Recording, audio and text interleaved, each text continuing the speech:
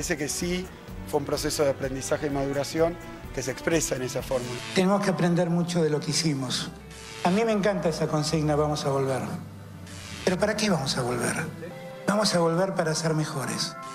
El periodismo, cuando está en una pantalla o cuando está en radio, también es parte del espacio público. Y entonces se tiene que someter a las reglas del debate público. Como que Cristina había querido, al firmar el pacto con Irán, había encubierto a los autores del atentado. Mercedes, tenés que leer lo que dije al día siguiente en el diario Clarín que se conoció lo del pacto. Yo escuché la nota de Nelson Castro. Pero ¿por qué no lees además de escuchar? Dale. Se tiene que someter a las reglas del debate público. Y al periodismo no le gusta mucho aceptar eso. En todos estos modelos económicos que se han desarrollado a instancias del Fondo Monetario Internacional, en verdad, en muchos de ellos se han generado procesos de concentración enormes. Cuando esta situación económica genera semejante concentración, genera semejante desocupación, en verdad el conflicto social está a un paso, está latente. Nunca la descalificó a Cristina desde lo personal, sino desde su gestión de gobierno. El segundo mandato de Cristina a mí me cuesta muchísimo encontrar un elemento valioso. No me voy a callar su mal manejo de la economía que ha llevado a la Argentina de vuelta a tener déficit fiscal. Cristina yo despotricaba porque había dejado 1,8 de déficit fiscal. 6 puntos de déficit fiscal tenemos. Es definitivamente un mal gobierno. Toda su acción institucional es deplorable. Todo lo que hizo en materia judicial es deplorable. El segundo problema que dejó Cristina era la inflación. Cristina sostuvo hasta el final que la inflación no es importante. ¿Y eso qué es? No, eso es negación. Teníamos 25 puntos de inflación, 23, 25, 26 decían algunos. 57 tenemos. Cuando yo renuncié al gobierno de Cristina y tomé distancia del gobierno de Cristina y después critiqué al gobierno de Cristina, muchos de ustedes decían: Alberto Fernández, qué coraje tuvo, fue el único que se le plantó a Cristina, fue el único que tomó distancia de Cristina, es el único que se anima a criticar a Cristina. Y ahora parece que me convertí en un pelele.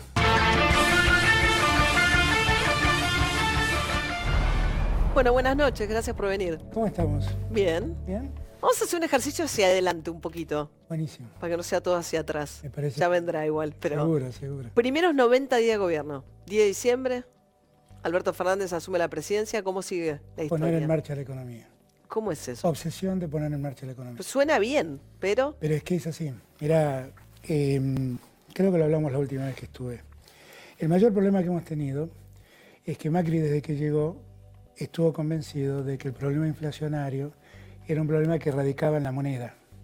Entonces se ocupó de bajar el consumo, entendiendo que si bajas el consumo baja la demanda y los precios bajan.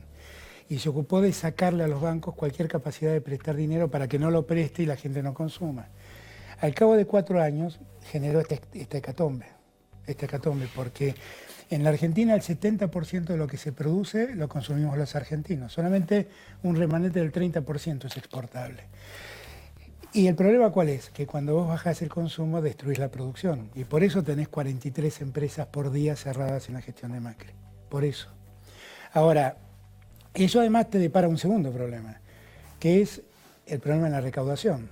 Cuando vos mirás la torta de recaudación, 1/3 es más o menos ganancia, 1/3 son impuestos al consumo, IVA internos, y 1/3 son exportaciones.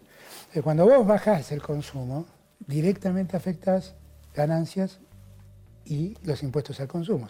Entonces, 2/3 partes de tus recursos empiezan a decrecer. El otro día cuando hablé con el gringo Schiaretti, el gringo me decía: mirá, es tan desastroso el tema de la recaudación que yo objetivamente estoy cobrando 11 meses en vez de 12. O sea, de coparticipación yo recibo el equivalente a 11 meses porque un mes lo pierdo entre la diferencia entre la inflación y lo que recaudo. Entonces, lo primero que tenés que hacer es volver a poner en marcha la economía. Está bien, pero si y vos... el Estado, ahí tiene un rol muy importante. El Estado tiene que asumir poner en marcha la economía. Sí, pero el sistema bancario cubre como mucho el mundo el sistema bancarizado, bancario, es el 30-40% del país, suponiendo que pusieras en marcha el sistema. Claro, pero porque vos tenés prácticamente todo el encaje bancario afectado al no consumo por una decisión del Banco Central. O sea, los bancos también tienen una capacidad prestable muy baja. Porque le han, por decirlo de algún modo, incautado toda su capacidad de préstamos. Está bien, pero con bajar los encajes y que haya un poco más de pesos en la calle, ¿arreglás el problema de ponerse en marcha la economía? No, tenés que poner en marcha un plan del gobierno, del Estado, que active la economía, como hicimos en el 2003. Sí, O sea, el Estado tiene que tener políticas activas que favorezcan el acceso al crédito. Tal vez tengamos que, por ejemplo, proponer subsidiar tasas para que pueda acceder al crédito a la pequeña y mediana empresa. Tal vez tengamos que lanzar un plan. Yo tengo la obsesión con la vivienda y lanzar un plan de viviendas muy amplio para resolver el problema de los que no la tienen y también generar un plan de viviendas en acuerdo con el sector privado, donde el Estado ponga una parte y el sector privado otra, para la clase media. Pero Está con el claro 40% de inflación anual, suponiendo que vayamos hacia un 40%, no tenés manera de activar el crédito. No tenés manera hipotecario. si vos crees que el problema es monetario, pero no es monetario el problema, ya está visto que no es monetario. Porque si vos restringiste el consumo y restringiste la moneda como la restringiste, ¿por qué tenemos 55 puntos de inflación? Por otras causas. ¿Cuáles son esas causas? Eso es lo que tenemos que hablar en serio, que fue lo que yo le planteé a Werner cuando me vino a ver. Le dije, Werner, si ustedes quieren ayudarnos, ayúdennos a corregir la estructura económica de la Argentina. Porque cuando vos te pones a revisar el motivo por el cual los precios suben, más allá de las tarifas, pero vos viste que suspendés el aumento de tarifas, te baja el agua un 17% de un mes a otro, o sea, a favor y tenés Igual tenés inflación. 2.7 de inflación. ¿Dónde está el problema? ¿Por qué subió ahora? Ahora nos enteramos que los lácteos acaban de subir el 17%, una cosa así. ¿Por qué pasa esto?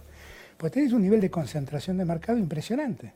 Tenés 2 o 3 usinas lácteas, 2 o 3 usinas alimenticias, tenés 3 o 4 centros de comercialización. Ahí evidentemente resuelven los precios. ¿Y cómo imaginás redistribuir el poder en algunos mercados? Por ejemplo, en el mercado lácteo. No, yo lo que creo es que nosotros tenemos, antes que nada, hacer un acuerdo de 100 días entre empresarios, sindicatos y el Estado, y fijar nuevas reglas. ¿Y qué reglas imaginás? Imagino la regla de desdolarizar, por ejemplo, las tarifas. Eso ya es un alivio muy grande. Desdolarizar. Desdolarizar. Porque yo lo que siento es que Macri va a terminar con una hecatombe en el dólar. Porque el dólar está absolutamente contenido sobre la base de que el Fondo Monetario le da recursos para que siga sosteniendo la fuga de divisas. Y además ahora le ha permitido algo peor, que es usar 3.000 millones de dólares más para sostener el dólar futuro. Yo a veces pienso, si la causa del dólar futuro es un delito de otro tipo, piden préstamos para sostener el dólar futuro. A ver, y endeudan a la Argentina por el dólar futuro. algo porque me importa. Hablas primero de desdolarizar las tarifas, segundo, un acuerdo de 100 días. 100 días o más, por ahí más, 180 días. Por ahí 180 días, donde hay empresarios, imagino que empresas de servicios también. Todos. Trabajadores y... Todos. Hablas de... recién dijiste otra cosa, perdón. Fue que el Estado activo invirtiendo. Sí, consideraste que antes de, si vos ganaras la elección y hubiera traspaso de mando, antes de eso habría un descalabro del tipo de cambio. Es que yo no lo digo, lo dice Macri. Macri dice que si el resultado es el que todos vislumbran, va a explotar la Argentina. ¿Por qué dice esto? La verdad, porque está contenido el dólar inexplicablemente. O sea, vos imaginás un proceso de transición muy tumultuoso. No, porque yo no lo imagino tumultuoso porque lo veo. Lo ven todos, Ernesto. Esto es lo que hay que entender, lo ven todos. Cuando vos, ¿no te preguntaste por qué los bonos argentinos valen lo que valen? Valen lo que valen, están por el piso los precios. Está bien, pero valen lo que valen porque nadie espera cobrarlos. Imaginás asumiendo con un dólar a 70, 60... No lo sé, no creo que tanto tampoco. Pero lo que estoy seguro es que no vale 43 pesos el dólar. ¿No vale 43 pesos? Y claro que no. Sí, ¿cuál es la diferencia de la devaluación? La inflación devalúa la moneda. Quiere decir, ¿cuál es la diferencia entre la inflación y lo que subió el dólar? A ver, ahora, es una brecha muy grande. Igual, Alberto, la versión que da Macri es que si él gana, no va a pasar esto porque van a poder manejar el tipo de cambio, ir eso deslizando, fantasía, etc. En cambio, la razón por la cual Macri dice que puede haber este descalabro es por la inseguridad que le dan a los mercados que vos ganes. No hay más inseguridad que Macri. Cuando vos hablás con los fondos de inversión, no hay nada más inseguro que Macri para ellos. Ellos saben que Macri ha hecho un desastre y que los embarcó en una deuda que nunca pudo pagar. Esto lo saben todos, por eso los bonos valen lo que valen. El otro día estuvo sentada ahí Mercedes Marcó del Pont, y ella dijo que es un disparate que no haya control de capitales en la Argentina. Obviamente ella no habla de cepo, pero dice tiene que haber algún tipo de control. Si vos tenés pocos dólares, tenés que saber para qué lo vas a usar y no se le puede permitir a cualquiera comprar cualquier cantidad de dólares. ¿Vos estás de acuerdo con eso? No, pero la discusión es la solución. La discusión es la solución. Mira, Mercedes tiene razón cuando dice que la Argentina tiene un problema cíclico que hace que periódicamente vos tengas una demanda de dólares mayor que la cantidad de dólares que tenés para ofrecer. Ese problema lo tuvo Cristina y lo tuvo Macri. Cuando Cristina lo tuvo, encontraron la solución del cepo. El cepo es una mala solución, porque el cepo es como si una puerta giratoria vos le pones una piedra. La puerta no deja salir dólares, pero no deja entrar dólares. ¿Y entonces? Esa no fue una buena solución, claramente. ¿Y cuál sería la solución? La solución que encontró Macri fue pedir dólares prestados, fue peor. ¿Y cuál sería la tuya? A mí se me ocurre que el problema que nosotros tenemos, porque toda esta catombe no se genera centralmente por la demanda de dólares para atesorar, se genera centralmente por la especulación de los fondos que hacen la bicicleta financiera. Ah, pero también incluso con un dólar quieto uno ve que hay mucha fuga de capitales y compra de dólares. Pero la compra de los argentinos es baja. Lo que hay es mucha demanda de los que hacen el famoso carry trade, la bicicleta financiera, que compran dólares, lo pasan a pesos, ganan una tasa alucinante en pesos, se vuelven a dólares, que lo tiene el gobierno quieto, y hacen diferencias de 15, 16 puntos por mes en dólares. El problema que tenés es ese, y nosotros lo habíamos resuelto. Nosotros con La Baña, en el año 2005, echamos mano a un antecedente de Chile. ¿Y qué hacía Chile? Chile tenía una regla que nosotros aplicamos. Que si entras no salís tan fácil. Tenés que quedarte un tiempo. Tenés que quedarte un tiempo. Sí. Tenés que quedarte un tiempo y parte de tu inversión tiene que ir a los bancos, al sistema financiero. El sistema era, de cada 100 dólares que entran, 30 van al sistema financiero. O sea, ¿pondrías alguna regulación en el mercado de cambios? Pero no es una regulación en el mercado de cambios, es una regulación en el mercado de bonos. Algún tipo de control en el mercado de bonos, básicamente. Algún tipo de control del movimiento de capital. Es eso, exactamente. Pero no es control tampoco, son reglas. Porque vos con esos 100 dólares hacés lo que se te da la gana. Vas al banco que querés y con los 70... quiere comprar $1 millón, ¿va a poder comprarlo? Que lo compre, pero hay que tener en cuenta estas reglas. Que lo compre, no ese es el problema. El problema es que nos den tiempo para resolver el conflicto. Lo que dice Mercedes, y tiene razón, es que este es un problema recurrente y que no se arregla no haciendo nada. Porque no haciendo nada tenés este problema. Si vos medís que desde que el fondo otorgó el préstamo de 57.000 millones hasta ahora entraron 39.000 millones y que en ese periodo se fueron 30.000 millones de dólares en fuga de divisas, te das cuenta que no están resolviendo el problema. ¿Y las retenciones? Porque, digamos, Macri prometió que era una cosa transitoria, evidentemente es la fuente principal de dólares, y una de las cosas que hizo Macri fue levantar la obligación de que liquiden las divisas en una X cantidad de plazo el campo. ¿Qué harían con el campo, que fue uno de los factores de gran enfrentamiento? El campo sigue siendo un elemento importante en la economía argentina. Lo que tenemos que hacer primero es terminar con los temores del campo hacia nosotros y los preconceptos de algunos de nosotros para con el campo. El campo es muy importante para el desarrollo de la economía argentina. Y en instancias como estas es más importante, porque es el mayor productor de dólares. Si vos querés pagar la deuda, tenés que producir dólares. Y para producir dólares tenés que exportar.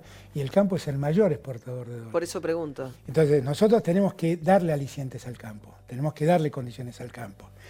El problema es que Macri hoy tiene mayores retenciones que la que dejó Cristina. Esto es lo que está pasando. No solamente sobre el sector granero o cerealero. Depende, trigo, no todos, ¿no? El soja, estamos hablando. El soja es mucho más.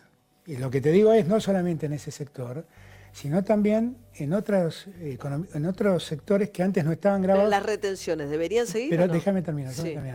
En otros sectores que antes no estaban grabados y que ahora son un enorme problema. O sea, han grabado el olivo, han grabado el vino, han grabado... Todo han grabado con retenciones, todo. Todos. Y han afectado enormemente las economías regionales. La pera, la manzana en Río Negro. Me parece que ahí se excedieron mucho. Yo lo que creo es que nosotros... El problema de Macri es que como no piensa en crecer, piensa en echar mano a los que pueden poner plata.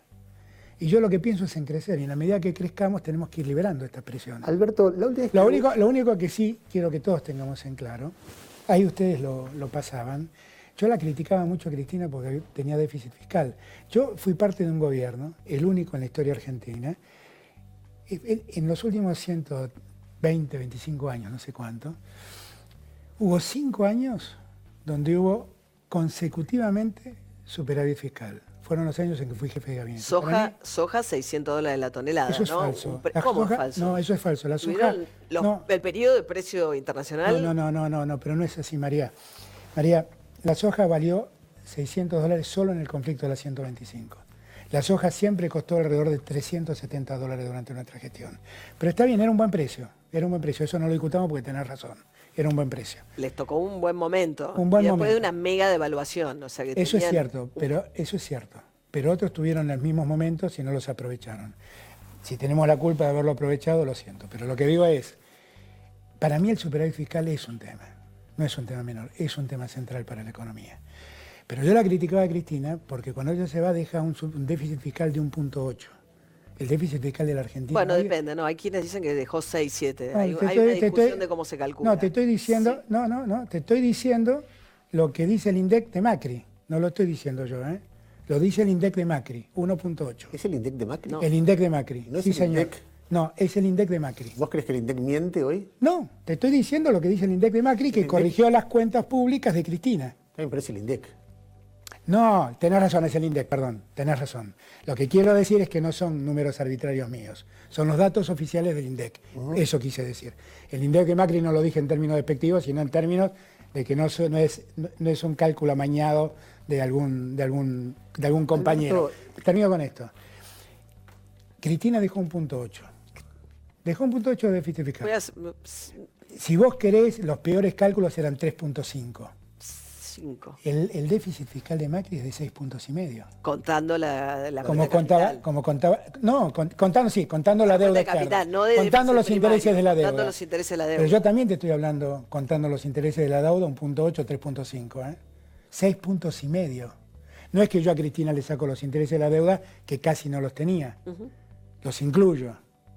O sea, el peso de la deuda hoy en día es tan enorme Roberto, que 5 puntos largos del déficit fiscal son deuda. La última vez que hubo acuerdo entre empresarios, trabajadores, gobierno de Argentina fue el famoso Plan Helbert, que arranca con un acuerdo de congelamiento de precios y de aumento de salarios, que naturalmente en un primer momento generó cierta euforia, explosión de consumo, etc. Y después se complicó porque subió el petróleo.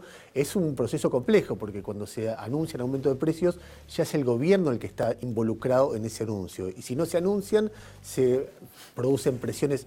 Alguna gente, por ejemplo, Lavagna en algún momento dijo, yo haría un acuerdo donde al principio hago un acuerdo de 6 meses donde los precios frenan, las tarifas frenan, etcétera, y se suben los salarios para que recuperen poder Capacidad adquisitivo. de compra. ¿Eso es lo que estás pensando vos? Eso es lo que estoy pensando yo. Y además, ojo, esto no puede ser la regla, ¿eh? Es hacer un punto y empezamos de vuelta. No puede ser la regla. La regla es que las economías funcionen libremente. Cuando el Estado se pone a controlar es imposible, siempre falla. Imagino a los empresarios creyendo que vuelve el estilo Moreno. No, María, porque nadie le ha hecho más daño a la economía argentina que Moreno. No. ¿Nadie? Lo he dicho yo, sí, el daño que le he hecho es inconmensurable. Y lo he dicho 1000 veces. Yo no tengo nada que ver con la lógica de Moreno, lo cuestioné antes y lo cuestiono ahora. No. Y yo además no creo, francamente, en una economía intervenida por el Estado, no lo creo. Lo que sí creo es una economía arbitrada por el Estado, porque muchas veces los desórdenes ocurren. Y cuando vos tenés estos términos de concentración de los que hablamos antes, tenés que tener un mecanismo de arbitraje, si no todo se te va de las No es defensa de la competencia, no es los Sí. organismos que ya existen. Sí, es eso, Ahora- es eso funcionando. Es eso funcionando. Bueno, Macri te diría, ellos en un momento obligaron a Prisma, ¿no? A desinvertir a la de las tarjetas de crédito. Bueno, Poco. Perdona, si vos creés que esto le arregló la vida a algún argentino, bueno, baja las comisiones ¿no? Bueno. ¿Qué dejarías del gobierno de Macri? no, ¿sabés que es una pregunta perversa? ¿Sabés? Lo digo bien, no, lo digo bien, no, pero me la hacen mucho la pregunta. A mí me suena perversa, porque me obliga a decir que no veo nada bueno. Y suena antipatiquísimo decir esto. Suena muy antipático. Por ahí celebro que el INDEC esté funcionando. Y eso no habría que tocarlo, nunca más habría que tocarlo. Y habría que darle la mayor autonomía. A ver, te doy un ejemplo. Sí. Barras bravas. Siempre hubo barras bravas en Argentina. Nunca hubo hinchadas unidas argentinas organizadas del Estado, financiadas. Son tipos que matan, secuestran, pasan merca, etc. Eso fue amparado incluso por discursos de Néstor Kirchner, de Cristina en cadena nacional. Y al menos en la provincia de Buenos Aires, Vidal dio una pelea contra las barras bravas. ¿Eso Está muy mal? bien. Yo me sumaría a esa pelea. No sé si la dio, pero si la dio, yo me sumaría. Low Ahora, cost. perdona, es difícil sumarse con Moyano al lado de ustedes, porque siendo Moyano un Yo apoyo lo que siento- de espacio... No, pero lo que siento también es que hay un juego de demonización a Moyano que es exagerado, te lo digo con toda franqueza. Moyano finalmente es un emergente del sindicalismo argentino, que en todo caso merecerá las críticas que merece cierto sindicalismo argentino. Pero ya Moyano, o sea, el acusador de Moyano es el Bebote Álvarez, que Sí. es un delincuente consumado. Siempre. Y de repente parece un prohombre. Pero está bien, yo igual no quiero hablar de esto, porque la verdad es un tema judicial. La me pantalla excede decía mucho. feliz cumple de Bote cuando Moyano... Igual yo quiero decir una cosa, yo soy un hincha de fútbol, soy un hincha de fútbol, y soy un hincha honesto de fútbol. A mí me encanta el fútbol, me encanta disfrutarlo. Las barras bravas le han hecho un enorme daño al fútbol. Y nadie sensatamente puede sostener eso. Nadie puede avalar que eso se sostenga. Low cost. Las barras bravas generan las peores cosas. O sea, porque es un mecanismo de lo peor del fútbol. Es entregarle a una banda, de fascinerosos el manejo de cosas que no... Es financiarlos de algún modo, porque cuando vos le otorgás derechos de trapito, los estás financiando, y la verdad no tiene sentido. ¿Vidal es eso. peor gobernadora de lo que fue Scioli? Mirá, los resultados finalmente no son muy distintos, realmente. Vidal lo que creo es que tiene una imagen de voluntad distinta, pero los resultados no son muy distintos. ¿A qué te referís? Primero, Scioli hay que medirlo de dos modos. Yo siempre digo lo mismo, ¿no? A Scioli lo puedes medir por los resultados y vos decís, bueno, no fueron buenos. Los resultados de la economía y demás no fueron buenos.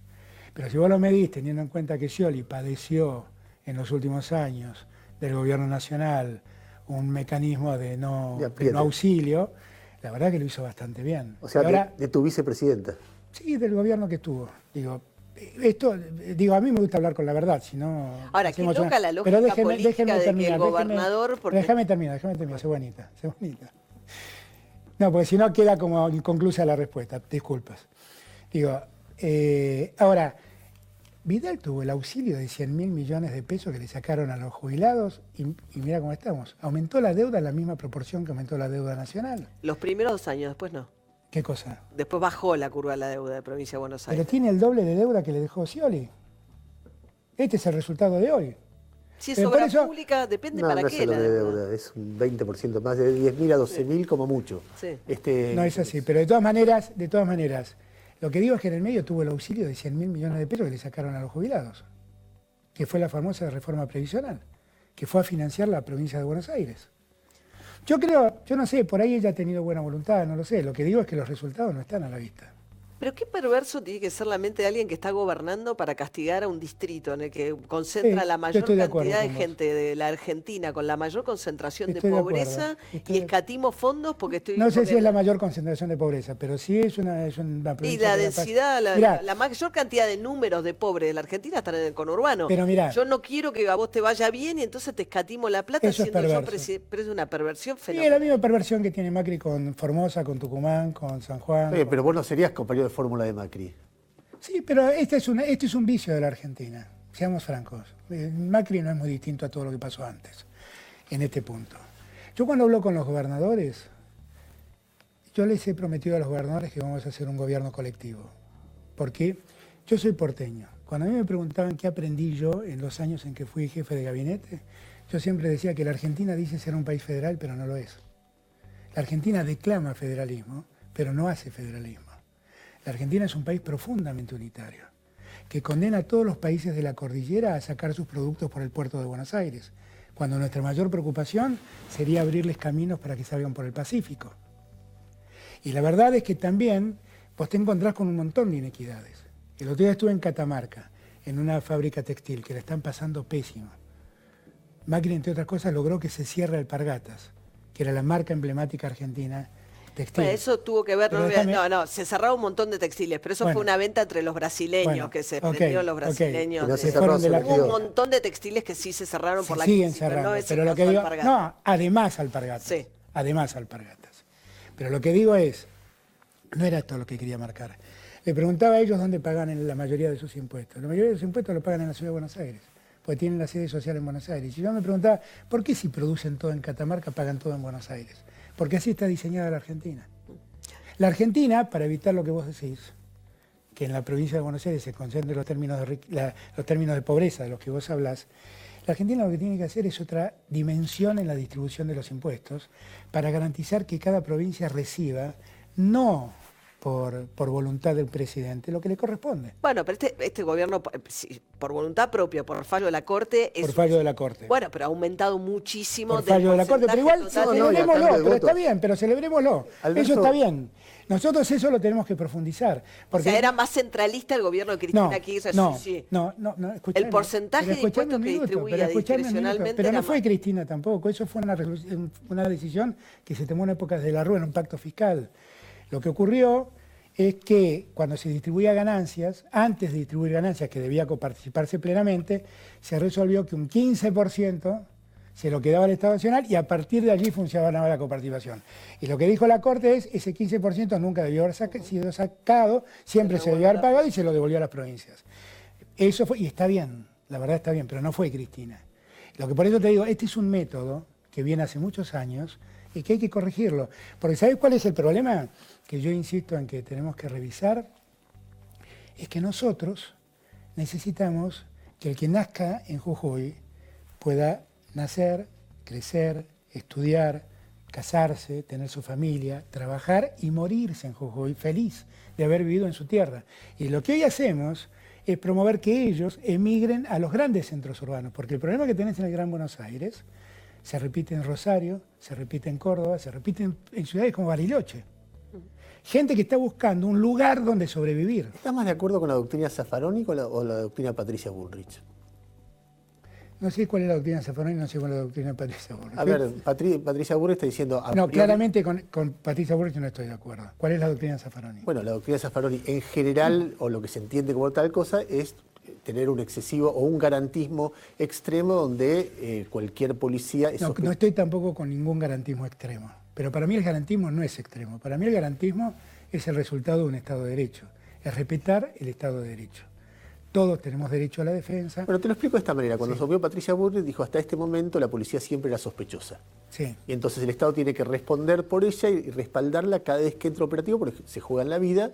Y entonces si a la primera persona que despeinan son investigados y desplazados, encima que ganan mal, encima que están mal equipados, no hay ninguna forma de combatir el narcotráfico. Y planteó una posición distinta a la que por lo menos ella atribuye al gobierno anterior. No, yo tengo la impresión que eso no es exactamente lo que hizo Patricia Bullrich. Yo tengo la convicción de que las fuerzas de seguridad hay que dotarlas de las mejores condiciones para que puedan funcionar. La pelea es muy desigual. Y cuando el crimen es organizado, como el narcotráfico, la pelea es mucho más desigual aún. Ahora, Ernesto, lo que hizo a partir del fallo Chocobar es crear un instructivo que le permite a las fuerzas de seguridad disparar en casos de que el delincuente se esté escapando. Y, escúchame un minuto, no te tientes en... No, déjame terminar después me estaba escuchando. En verdad lo que hizo ella fue legitimar una causa de justificación para que los policías no tengan que rendir más cuenta de eso. Hay diferentes causas de justificación que le quitan al delito su condición de tal. Una causa de justificación es la legítima defensa. Hasta el caso Chocobar no podías invocar legítima defensa si vos disparabas a alguien por la espalda. Porque si vos disparás a alguien por la espalda, no te están agrediendo. Hay alguien que se está escapando, entonces no te están agrediendo y la agresión ilegítima es una de las condiciones de la legítima defensa. Pero hay otra causa de justificación que se llama el cumplimiento de un deber. Y lo que hizo ella fue abrirle la puerta a la invocación del cumplimiento del deber para justificar el disparo por la espalda. Eso cualquier ser humano no puede estar de acuerdo con eso. Alberto, suponete que... Pero termino, para contestarte lo de Zaffaroni. Yo comparto la idea de que el problema del crimen está generado en la desigualdad. Lo que no comparto es la idea que hasta que resolvamos el problema de la desigualdad no podamos hacer nada en términos de persecución.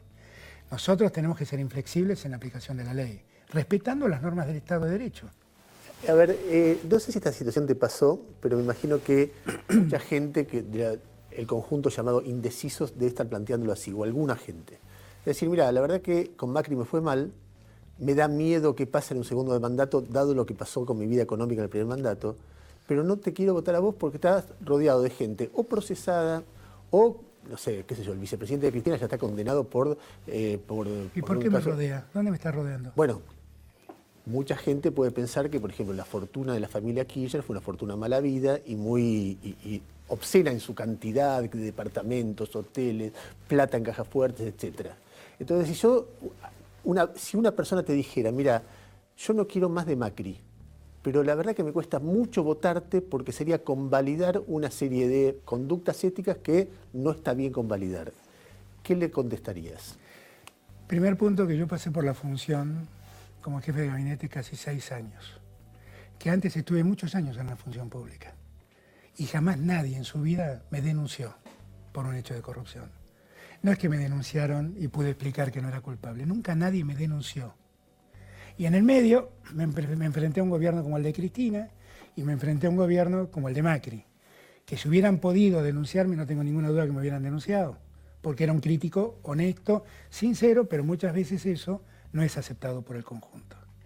Yo la verdad que en mi gobierno, por como soy yo, no voy a aceptar ningún hecho de corrupción y no voy a aceptar a ningún corrupto cerca. Ahora, Alberto, eso estoy seguro. ¿Vos sabés que pero Alberto, ¿a vos te parece lo mismo que ser vicepresidenta en ejercicio y enfrentar 15, 17 juicios a estar fuera del poder y tener que enfrentarlos, en el sentido de que alguien pueda creer que eso va a generar condiciones... Cristina es senadora hoy. La condición de vicepresidente no le cambia sustancialmente nada. Y lo que yo sí creo es que Cristina puede explicarlo eso. Yo sí creo. Porque yo lo he estudiado, ¿eh? Yo lo he estudiado. Yo eso sí lo creo, que Cristina puede explicarlo. Yo creo que hay una serie de hechos de corrupción que afectan a una serie de funcionarios, respecto de los cuales ustedes jamás me escucharon hablar en su defensa. El caso de Cristina es meter en ese bodrio de funcionarios corruptos a una presidenta, con mucho esfuerzo interpretativo en términos judiciales. ¿Sabes lo que creo que es un poco una paradoja? Vos estuviste en el armado inicial del kirchnerismo, que era el nestorismo, digamos Néstor, ¿no? La primera presidencia de Néstor. Y estos, los De Vido, los Jaime... También estaban entonces. No solo también estaban, son la creación de una estructura de poder de Néstor Kirchner. Fue tu periodo como jefe de gabinete. Perdóname, cierro esta idea, porque en tu presentación como candidato a la presidencia, esta idea de que Néstor vuelve más como impoluto, como la referencia, y si uno ve los que están más sospechados, es una con condenas... tuya. No, porque no es una presunción. No, porque yo no... López era el hombre de No me refiero a eso, no me refiero a eso. Era el hombre de Néstor, no me refiero Jaime era el hombre de Néstor, y entonces esta idea de reivindicar la presidencia de Néstor, para mí la presidencia de Néstor sienta las bases, más allá de lo que hizo con la economía, qué sé yo, de esa estructura corrupta. Es un detalle menor lo que estás diciendo, pero digo, claro, es decir, más allá de lo que hizo con la economía. Sacó de la Argentina del peor caos. Estamos hablando de corrupción ahora, lo que digo es corrupción. No, digo, pero vos tirás así como al pasar, más allá de lo que hizo la economía. Pero escúchame, primero, yo no hago ni nestorismo ni cristinismo. La verdad es que para mí el nestorismo y el cristinismo son dos tiempos del pasado. Y lo que quiero es construir algo nuevo. Cuando yo digo y ustedes lo pasan, ¿para qué vamos a volver? ¿Vamos a volver para hacer lo mismo? Si vamos a volver para hacer lo mismo, conmigo no cuenten, ¿eh? Vamos a volver para hacer otra cosa. Ahora, Alberto, yo te veo con la CGT. Déjame terminar, pero vos me dejás terminar una. Pero vos me vas tirando cosas, me vas adosando cosas y no me dejás contestar nada. Escuchame, María, ¿qué te digo? A mí me parece que claramente nosotros no tenemos que volver a hacer eso. Cuando yo fui jefe de gabinete, conocí 3 hechos de corrupción, de presuntos hechos de corrupción. El caso Escanca y el caso Uberti. Esos 2 casos eran del gobierno de Vido. ¿Qué hice yo en esos 2 casos? ¿De Vido? En el gobierno donde de la gestión de Vido. ¿Qué hice yo con esos 2 casos? Hice renunciar a todos y los mandé a la justicia. Las causas están abiertas hasta el día de hoy. Hasta el día de hoy. El tercer caso fue Felisa Micheli. Le pedí que renuncie, está condenada. Yo no produje ningún caso de corrupción, ¿eh? Con Piccolotti te volviste loco. Pero es que Piccolotti hasta el día de hoy nadie la ha condenado. Con Piccolotti hasta el día de hoy no la han condenado a nadie. Han pasado más de 10 años y la causa todavía está dando vueltas. Entonces yo lo que digo, y la verdad es que Piccolotti yo creo que fue víctima de otro problema. Honestamente lo digo, ¿eh? Fue víctima de otro problema. ¿Te lo cuento? No. ¿Querés que te lo cuente? No, porque tengo poco tiempo. Nos quedan 6 minutos y No te lo cuento, pero fue víctima de otro problema. Ahora, para cerrar tu pregunta, yo no vengo a hacer lo mismo, yo vengo a hacer algo distinto, definitivamente. Yo nunca me he corrompido y no voy a dejar que nadie se corrompa al lado mío. Ahora, con esta Me CGT ocuparé- ¿no podés cambiar mucho con los mismos sindicatos? Mira, es la CGT que existe. Si vos tenés la CGT ideal, presentámela. No, pero yo tengo una Es la propuesta. CGT. A ver, dale. Vidal, cuando asumió, con un acuerdo con Massa que resistió el kirchnerismo, que no lo votó, decidió que los intendentes tuvieran una sola reelección. Y esta vez que se presenta es la última reelección de muchos intendentes. Y eso renueva muchísimo. Eso está la muy política. bien. Perfecto. Eso se puede hacer con los sindicatos. Y bueno, lo está proponiendo Facundo Moyano, que es diputado nuestro, eso. Y está bien. No lo Es una- acompañó nadie, más solo que No, pero no está mal eso. Esas son cosas que hay que rediscutir. las obras sociales, digamos. Mira, sistema- son dos cosas distintas. Mira, una cosa es ver cuánto tiempo debe perdurar un sindicalista al frente de una institución. Yo creo, la verdad, como yo no creo en los personalismos y no pienso hacer un gobierno personalista, la verdad es que los personalismos me parece que son una gran dificultad para la democracia, para la calidad institucional. Lo creo firmemente. Con lo cual, todo lo que limite los personalismos a mí me parece espléndido.